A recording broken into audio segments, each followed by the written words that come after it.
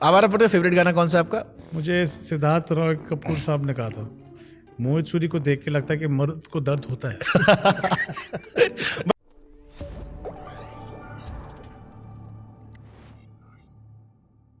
आवारापन का फेवरेट गाना कौन सा है आपका? तो फिर आओ या फिर तो फिर आओ भाई फार तो फिर आओ मुझको सताओ। उसका जो शुरू ही नोट ऐसा था, मुझे आज जब मैंने सुना था गाना तो मुझे लगा गाना ही जैसे शुरू होता है वो आपको सीधा घुस जाता है। तो कह रहा हूँ हाईवे पे चलाओ, तेरा यकीन क्यों है, तो फिर आओ, दोनों चला दो जी। आपका दिल नहीं भी टूटा है तो भी आपको एहसास होने लगता है कुछ गड़बड़ चल रहा है लाइफ में। मुझे सिद्धार्थ रॉय कपूर साहब ने कहा था, मोहित सूरी को देख के लगता है कि मर्द को दर्द होता है। बट वाकई में इतना दिल टूटा है क्योंकि आपकी लव स्टोरी तो बड़ी अच्छी सी हो गई, बट आपकी हर फिल्म में एकदम अलग लेवल का दुख चलता आ रहा है। तो ये कहाँ से इसकी प्रेरणा दुख वाली है? कुछ रह गया था पुराना पहला प्यार अधूरा? देखिए मैं कुछ ज़्यादा कहूँगा तो मेरी वाइफ पैसे गुस्सा हो जाएगी, बट नहीं, I think we are people who sell our emotions. I think जो कहीं ना कहीं हम लोग के ज़िंदगी में खुद हो, वो आप कहीं ना कहीं फिल्मों में दर्शाते हो। आपने जो जिया है, जो मैं ये नहीं कहूँगा कि हर चीज़ दर्द has been incomplete in my life, but कहीं ना कहीं मैंने वो लाइफ को बहुत करीब से देखा है आई थिंक। और मैं वो डरता नहीं हूँ to show it on screen. तो मैं हमेशा सबको कहता हूँ जिनके साथ मैंने भी थोड़ी बहुत एक्सपीरियंसेस शेयर किए, मैंने उनको कहता हूँ ये देखो, ये तुम्हारी लाइफ पे ना ये कॉपीराइट तुम्हारा है नहीं। मैं कुछ भी फिल्म में मिसयूज, रीयूज, अब्यूज़ करा सकता हूँ। हाँ, मैं आपको बोल रहा हूँ। दर्द बिकता अच्छा है या लोग दर्द ग्रहण ज़्यादा अच्छा करते हैं? ये ऐसा सोचा नहीं कभी नहीं मैंने सर, क्योंकि दर्द के कोई भी गाने बना दो आप किसी भी बड़े एक्टर को देख लो, डायरेक्टर को देख लो, म्यूजिशियन को देख लो। मतलब मैं याद करता हूँ हिमेश से लेकर के सर से लेकर सभी के, कुमार सानू, नदीम शरवर, सबके दर्द वाले गाने आज भी जिंदा हैं। किशोर दास से लेकर रफ़ी साहब के भी, और आगे भी रहेंगे। तो मैंने मिथुन से भी सवाल पूछा था कि दर्द बिकता अच्छा है या लोग ग्रहण ज़्यादा करते हैं? देखिए, दर्द का एक बॉर्डर लाइन, एक थ्रेशोल्ड होता है। वो कब मायूसी हो जाए तब लोग बोलते हैं अरे यार ये बहुत हो रहा है। तो उसका एक करेक्ट अमाउंट ऑफ डोज होना चाहिए। वो तो ओवरडोज हो जाए तो ना बिकेगा, वो सड़ जाएगा। और उसका करेक्ट डोज हो जाए तो वो डोज कौन डिसाइड करता है? वो हालात पे, वो मोमेंट पे डिसाइड होता है। तो मोहित सूरी का फेवरेट दर्दीला गाना कौन सा है, अगर 2 गाने रिकमेंड करने हो? क्योंकि आपके गाने हम बहुत एंजॉय करते हैं हमेशा।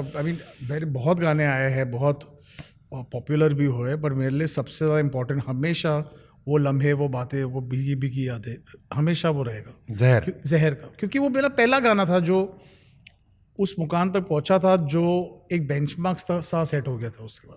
उसके बाद मैं खुद से compete करते गया। अगर आप देखो वो गाना जहाँ पहुंचा था जब वो आया था, वो भी वो बहुत मैच्योरली, बट बहुत उस पर एक आलाप मिथुन ने ऐड किया था and all that stuff and all. पर वो जो बातें थी, उसकी लिरिक्स थी, सईद भाई ने जो इम्प्रोवाइज किया था, वो गाना कहीं और ही चला गया। वो भीगी भीगी यादें, वो ऐसा थॉट इतना अच्छा था कि it will always be my first film is always your favourite ना सर। आपने उस टाइम पर पता भी नहीं था आपको पिक्चर बनानी भी आती है, तो इसीलिए पहली हीरोइन को अपनी बीवी बना लिया। हाँ, उसके बाद शायद किसी और को और प्यार कर ही नहीं पाया।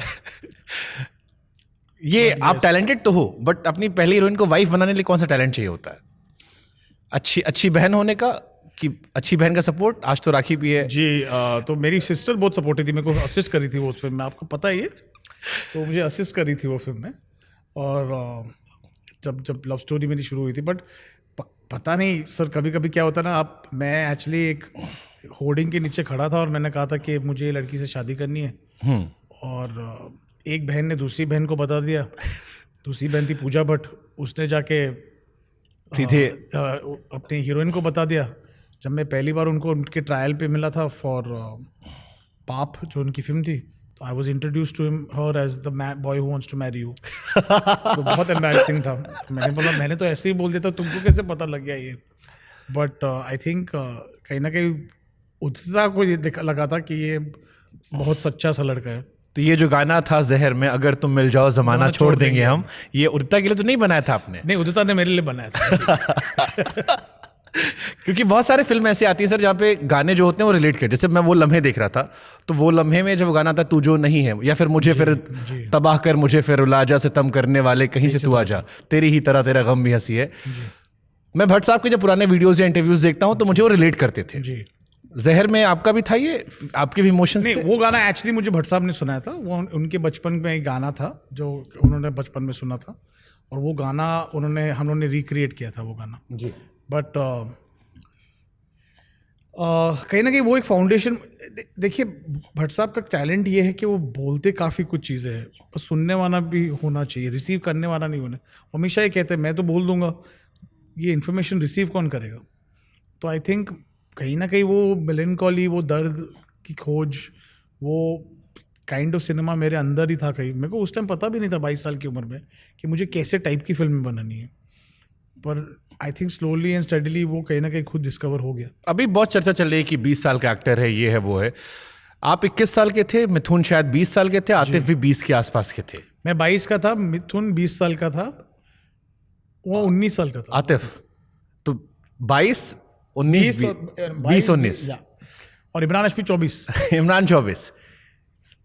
आप लोगों को लगा था कि यार ये इतना फट जाएगा? मतलब लोग सैयारा की बातें कर रहे हैं, मैं मोहित सूरी को वहां से देख रहा हूं। जब मुझे पता लगा कि नरेश जी को गाने दिया गया, फिर उन्होंने कहा यार मैं काफी पुराना हूं, बच्चे को जाने दो। मोहित कह रहे हैं कि मुझे म्यूजिक डायरेक्टर नहीं मिल रहे थे। जहर वो कल्ट बनी बैठी, हम सब ने बड़ी वाइब ली है, वो लम्हे वो बातें। इमरान बड़े एक्टर बने, आप बड़े प्रोड्यूसर बने, मिथुन लेजेंडरी म्यूजिक डायरेक्टर बने हैं, everyone is, Sayeed Quadri sir. How you see this journey? और उस टाइम मतलब अब जब पीछे मुड़ के आप देखते हो? देखिए, उस टाइम ज़्यादा इजी था, बिकॉज जैसे आपका नेचुरल रिएक्शन होता था ना वो टाइम पे, आप उस वक्त वो ऑडियंस का ही मेंबर थे, आप फिल्म मेकर बने नहीं थे। तो आपका जो नेचुरल रिएक्शन, जब मैंने वो गाना सुना था तो मुझे लगा था ये बहुत बड़ा गाना है, ये क्या अच्छा गाना, मेरे को वापस सुनना है, मेरे को वापस। मुझे वो उस टाइम वो होता था ना कि अगर आपको किसी चीज़ को, क्योंकि कैसेट और सीडी का कल्चर होता था उस time, if you wanted to possess something, own it, a copy of it means वो गाना अच्छा है, ताकि आप जब भी चाहो सुन सकते हो। और मुझे वो बहुत, I wanted to own it. तो I think that was those, उस टाइम ज़्यादा ईजियर था सर, टू बी ऑनेस्ट। आज थोड़ा, आज आप सोचते हो कि is it as good as Tum Hi Ho, is it as good as Saiyaara. आप ऐसे ऐसे बकवास क्वेश्चंस आपके दिमाग में लेके आते हो। मैं हालांकि वो ट्राई करता नहीं हूँ, बट कहीं ना कहीं म्यूज़िक डायरेक्टर को आप जितना भी कह लो कि भाई भूल जाओ क्या आपने पहले किया है, मुझे कोई इंटरेस्ट नहीं, मुझे हिट गाना चाहिए, ना चार्ट बस्टर चाहिए, मुझे बस अच्छा गाना दे जो इस सिचुएशन के लिए करेक्ट है।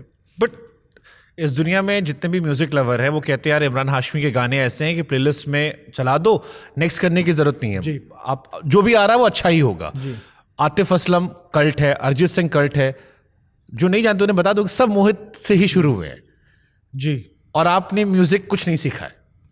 बिल्कुल नहीं सीखा। फिर ये सब कैसे हो गया कि अरिजीत आपकी खोज है, आतिफ आपकी खोज है, इंडिया में इमरान हाशमी की हम बात कर ले? क्योंकि मुझे लगता है मुझे वो हमेशा खोज रहती है एक नए सिंगर, एक नए आवाज़ की।